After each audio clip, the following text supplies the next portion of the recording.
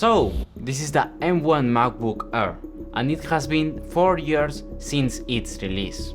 But I think that is the best value laptop of all time, at a price of $700. If you want to take your life to a next level and focus on the things that matter, like work, buying a thing like this is the next step forward. And to be honest, it has all the basics that you need, but don't expect to play video games on a Mac.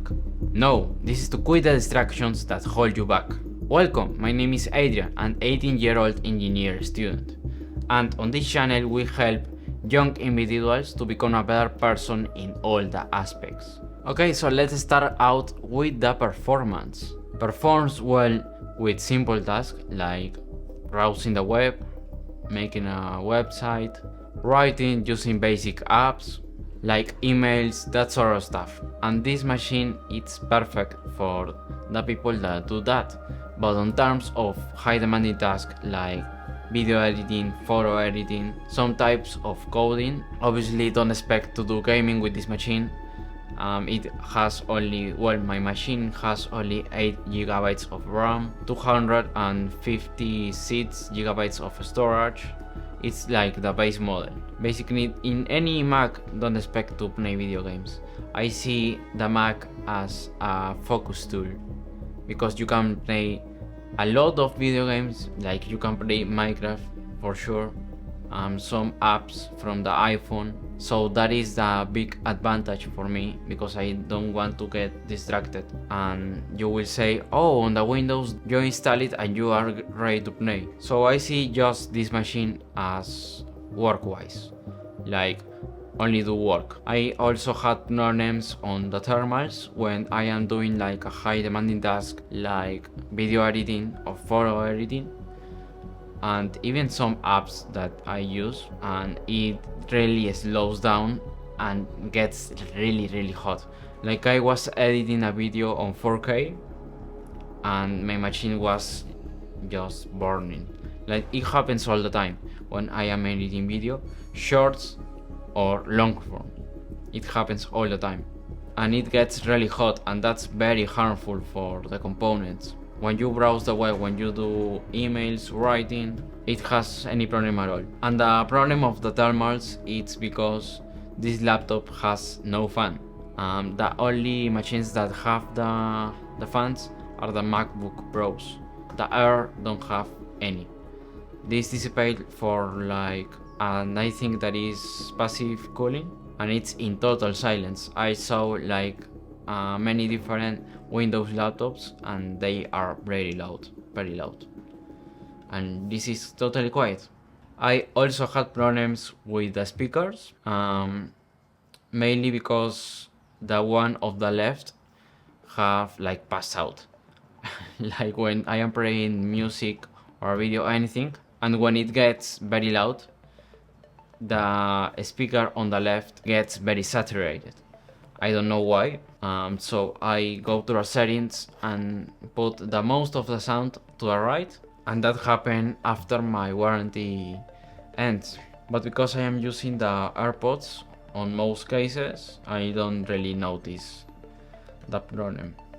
But yeah, that's to take in consideration. So the recommended updates that I will go for this machine, for me, it will be no doubt from 8 GB of RAM to 16 GB of RAM. Why? Because when I am editing, it also slows down very quickly. On this machine, specifically on the M1, first of all, I don't recommend like the storage updates, because you can really easily get an SSD, because they are so cheap in comparison with the upgrade storage. So yeah, in conclusion, I had a lot of problems when video editing or photo editing or high demanding tasks on this machine, but on terms of like browsing the web or writing, I don't have any, like not at all. So I think if you want to video edit, this machine is absolutely not for you. Or you can edit some of the time, but if you edit everyday videos,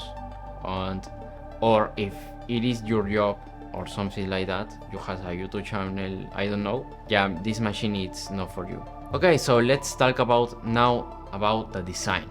The design for me, it's perfect. Like, I don't ever had a machine like this with this aluminum, these details on every centimeter, but I had some issues, especially with the ports.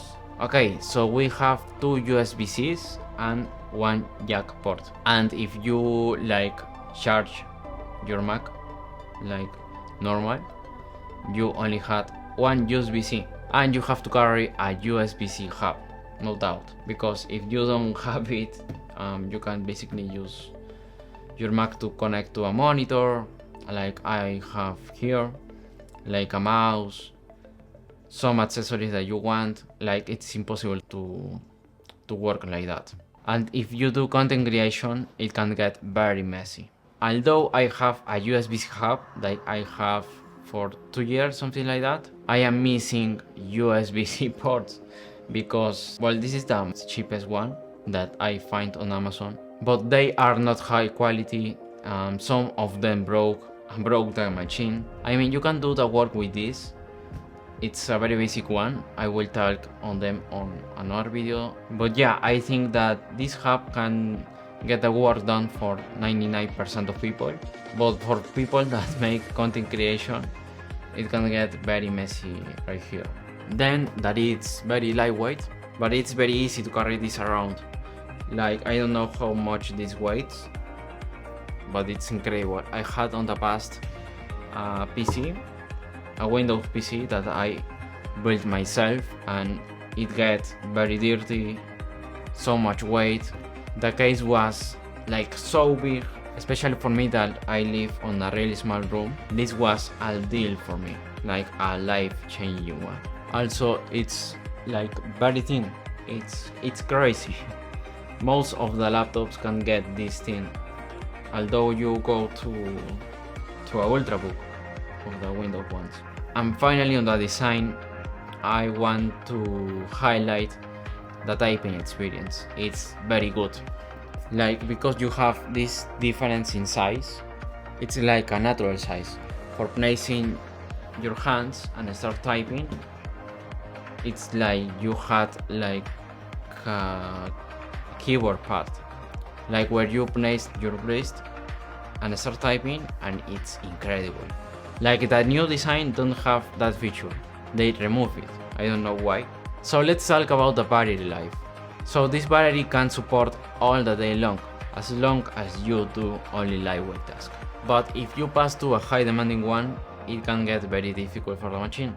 So it can get a battery life of like 3 hours, 4 hours, something like that. Obviously, it depends on the battery health of the machine and on the task that you are doing. So let's do a comparison between this Mac and the newer ones. Let's start with the M2 MacBook Air.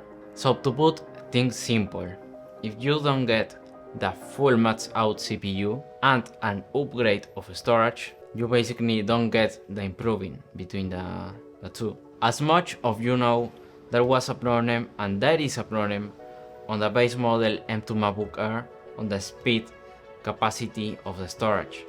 It has the half of the speed. There is whole videos about it, but basically this Mac has 2 something like that processors, and the M2 MacBook Air has only one. But when you do those upgrades, supposing that you do that, you get pretty close and pretty near to the price of the MacBook Pros. But at the price that they are now, and refurbished, and if you do like that right settings, it's at a very good price, especially refurbished. So consider that option. And I am saying this because the M3 MacBook Air, it's like the same of the M2 MacBook. Why? Because the performance, it's like what it was, I think 10% better performance, something like that. You only will notice the difference between the M2 and the M3 only if you do 3D modeling on something like that, because the improvements are like so little that like it doesn't get noticed. Like, most of you won't notice the difference, and me neither. So jumping into the M1 Pro and M2 Pro and M3 Pro, basically the MacBook Pros. Get one of them if you are doing high demanding tasks. Like I am considering on getting the M2 Pro because the M1 Pro is like discontinued, but the M2 Pro has lowered the price and it's getting very close to the M2 MacBook Air because I am suffering with the thermals, with the RAM, with the CPU, with the performance in general. So it's looking like a very good deal for me. But because I do video editing, photo editing, and actually I am starting to code, I am looking into a MacBook Pro for that because I don't know if this will get the performance I want.